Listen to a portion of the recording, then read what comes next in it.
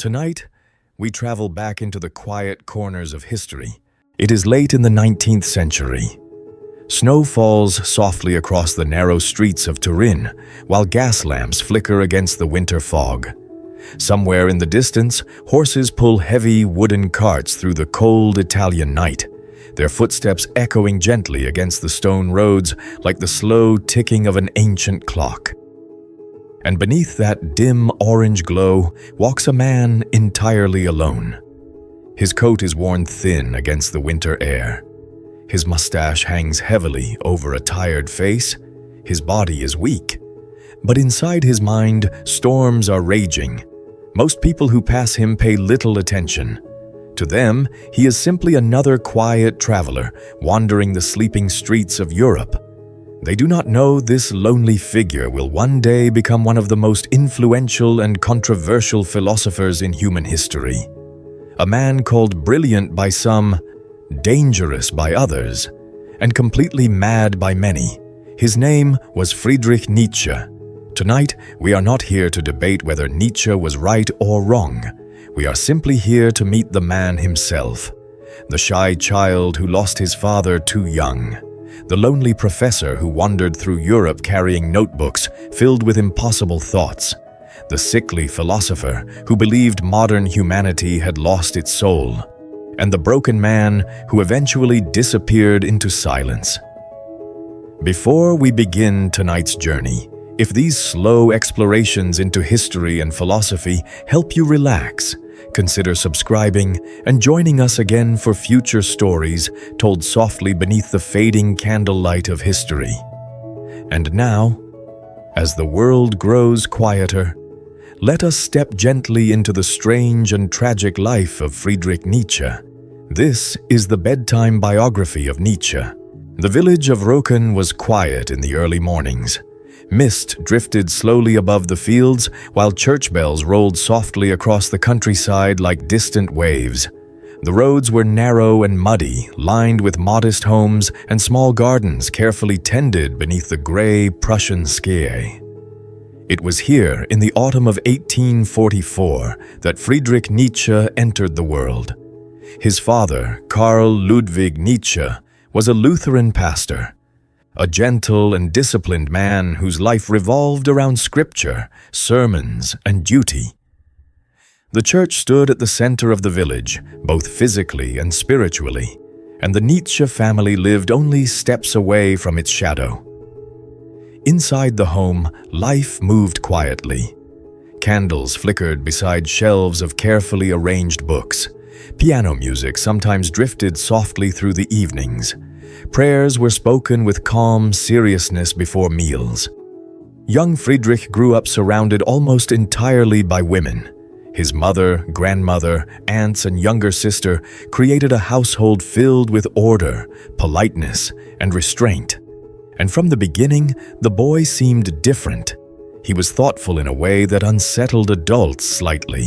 Not loud, not rebellious, just intensely inward. While other children chased one another through village roads, Friedrich often wandered alone beside fields or sat silently with books far beyond his age. Teachers quickly noticed his unusual intelligence, but they noticed something else too, a strange seriousness.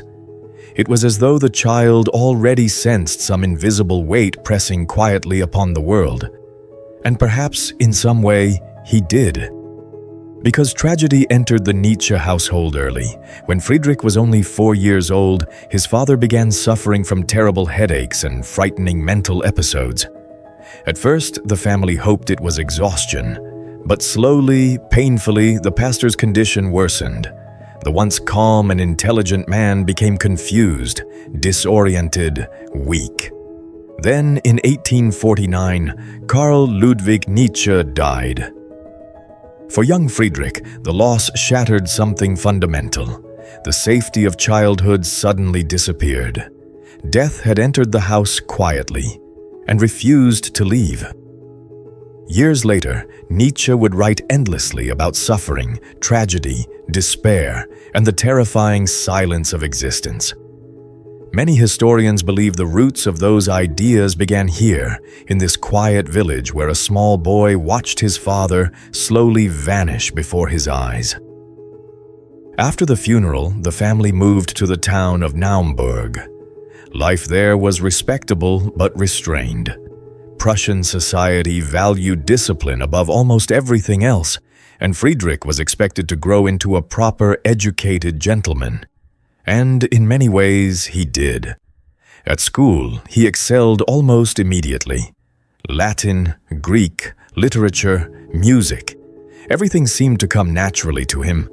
He read constantly, often late into the evening while candles burned low beside his bed. Ancient myths fascinated him especially. Heroes, tragedies, doomed kings, fallen civilizations. Stories where suffering was not avoided, but faced directly. Even as a teenager, Nietzsche seemed drawn toward darkness, not because he enjoyed misery, but because he believed truth often lived there. Yet despite his brilliance, loneliness followed him closely. He struggled to connect deeply with others his age.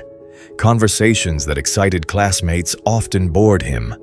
And while many admired his intelligence, few truly understood him. There was always a slight distance around Friedrich Nietzsche, as though part of him already lived somewhere far away. And beneath his calm exterior, another quiet transformation had begun. The faith of his childhood was slowly fading.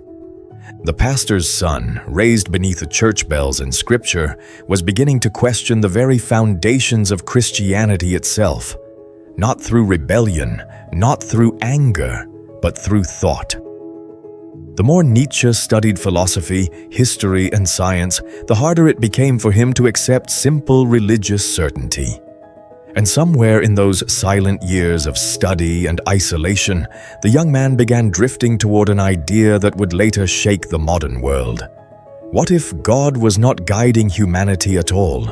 What if mankind was completely alone? And as the quiet streets of Naumburg disappeared behind him, Friedrich Nietzsche stepped slowly into adulthood, carrying questions far heavier than anyone around him yet realized. In the autumn of 1864, Friedrich Nietzsche arrived at the University of Bonn, carrying books, notebooks, and a mind already restless with doubt. University life was loud, chaotic, and overflowing with youthful energy. Beer halls echoed late into the night. Students dueled one another over insults and honor.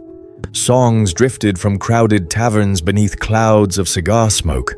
But Nietzsche never truly belonged there. While other young men embraced university traditions, Friedrich remained distant, almost ghost-like. He attended lectures faithfully, read obsessively, and spent long hours alone with his thoughts. Even among intellectuals, he felt isolated. And slowly, the distance between Nietzsche and religion widened further.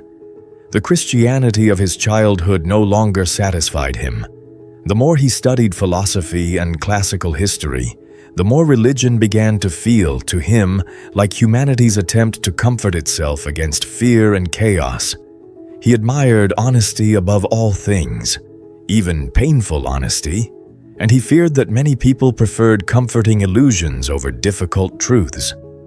By the time Nietzsche transferred to the University of Leipzig, his transformation was accelerating rapidly. There, he discovered the writings of Arthur Schopenhauer. The experience struck him like lightning. Schopenhauer described existence as fundamentally driven by endless desire and suffering. Human beings chased satisfaction constantly, only to find pain, boredom, or disappointment waiting for them. For Nietzsche, these ideas felt terrifying, but strangely liberating. At last, someone was willing to stare directly into suffering without hiding behind religious promises.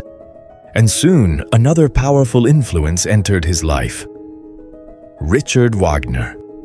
The famous composer seemed larger than life, brilliant, charismatic, passionate.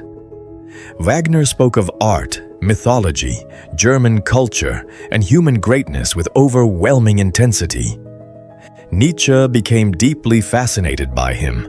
Their conversations stretched late into the evening while music filled candlelit rooms and smoke curled slowly through the air.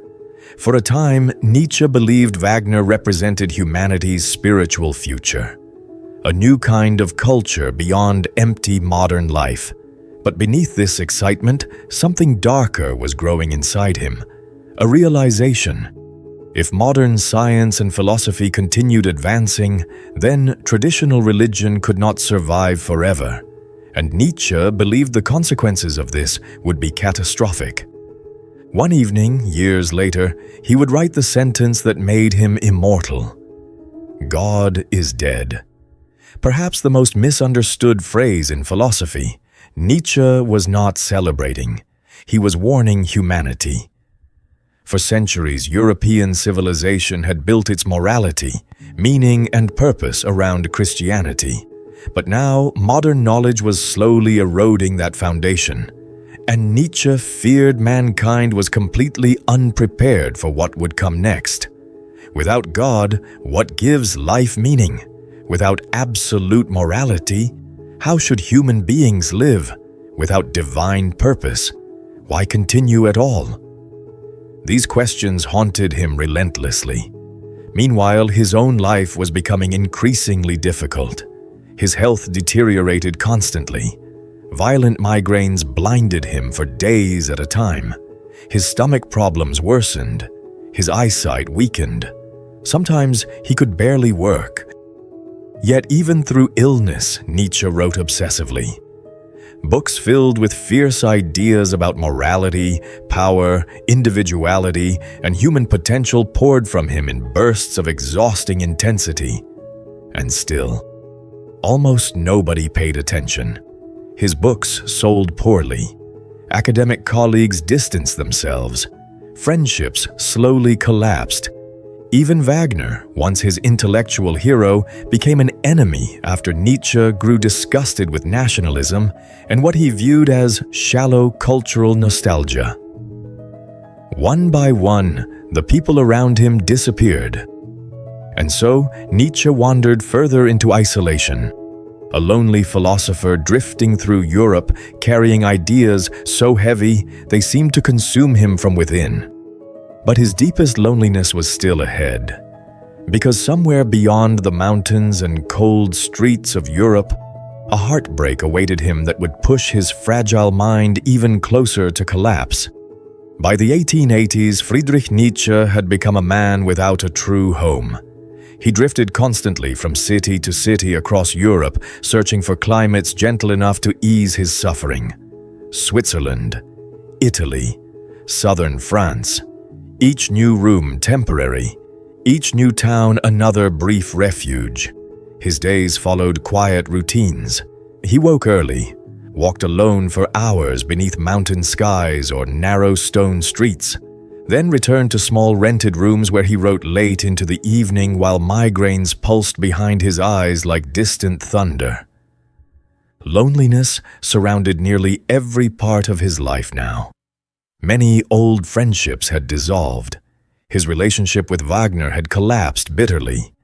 Academic society largely ignored him, and financially he lived modestly, surviving mostly on a small pension after illness forced him to resign from university teaching. Yet despite the isolation, Nietzsche entered the most creative period of his life. It was during these wandering years that he wrote many of the works that would later transform philosophy forever. Beyond Good and Evil. Thus spoke Zarathustra, The Genealogy of Morals, books filled with unsettling questions about truth, morality, religion, and human nature. Nietzsche believed modern society encouraged weakness. He feared people were becoming passive, obedient, and spiritually empty. Instead of creating meaning for themselves, they followed crowds, traditions, and systems without questioning them deeply. Again and again, he returned to one central idea. Human beings must create meaning themselves, not inherit it blindly, not receive it from authority, but build it consciously through courage, struggle, and self-overcoming. Yet while Nietzsche wrote passionately about strength, his own life was becoming increasingly fragile. His body weakened constantly, his sleep deteriorated, and emotionally, he remained desperately alone. Then, in 1882, someone entered his life who briefly seemed capable of changing that. Lou Andreas Salome. Intelligent, charismatic, independent.